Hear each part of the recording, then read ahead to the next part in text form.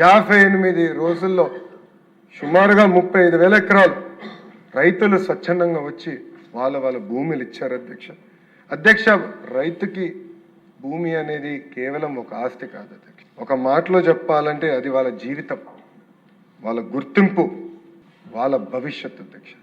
అలాంటి భూమి ఆంధ్రుల కోసం ఆనాడు రైతులు ఇచ్చారు అధ్యక్ష. ప్రతిపక్షంలో ఉన్న చాలా మంది కూడా ఆనాడు రాజధాని గురించి కులాలు తీసుకొచ్చారు అధ్యక్ష. ఏదో ఒకే కులానికి మొత్తం ఇస్తున్నాం అని ఆనాడు అనేక ఆరోపణలు చేశారు అధ్యక్ష. మా బుచ్చే తాత గారు ఈరోజు చాలా స్పష్టంగా దానిపైన కూడా సమాధానం ఇచ్చారు అధ్యక్ష. ఒక దళిత రైతు గురించి చెప్తున్నాను అధ్యక్ష. పొన్నూరు నాగేశ్వరరావు గారు ఆనాడు రాజధాని కూడా భూమి ఇస్తే ధరలు పెరిగిన వల్ల వాళ్ళ పాపని MBBS చదివించగలిగారు అధ్యక్ష. వాళ్ళ అబ్బాయిని MBA కూడా పంపించారు అధ్యక్ష. ఇట్లా ఎంతమంది జీవితాలు మారిన అధ్యక్ష ఒక అమరావతి వల్ల అధ్యక్ష. ఇప్పుడే పెద్దలు అన్నట్టు కేశవ్ గారు కూడా అన్నారు అధ్యక్ష. రాజధాని అనేది ఒక ఎకనామిక్ క్యాపిటల్గా ఉండాల్సిన అవసరం చాలా ఉంది అధ్యక్ష. ముందు చూపుతో రాజధాని ఏర్పాటు చేసుకోవాల్సిన అవసరం ఉంది అధ్యక్ష. మనం చూసాం హైదరాబాద్ నిజాం గారు ఏర్పాటు చేస్తే, సికింద్రాబాద్ బ్రిటిష్ వాళ్ళు ఏర్పాటు చేస్తే, సైబరాబాద్ని నిర్మించింది గౌరవ ముఖ్యమంత్రి చంద్రబాబు నాయుడు గారు అధ్యక్ష.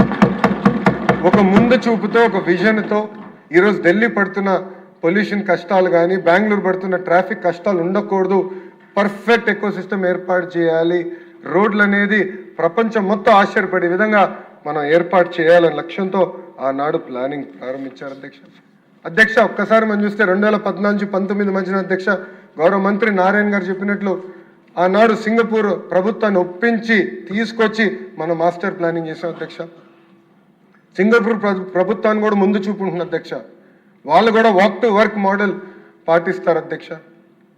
అద్భుతంగా టౌన్ ప్లానింగ్ అనేది వాళ్ళ దగ్గర నుంచి ప్రపంచం మొత్తం నేర్చుకునే పరిస్థితి అధ్యక్ష.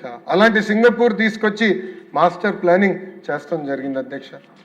గౌరవ మంత్రి నారాయణ గారు చెప్పినట్లు ప్రపంచంలోని one of the best architect Norman ఫాస్టర్ని తీసుకొచ్చి సచివాలయం కానివ్వండి, హైకోర్టు కానివ్వండి, అసెంబ్లీ డిజైన్స్ మనం చేసుకుంటూ కూడా ఆనాడు జరిగింది అధ్యక్ష.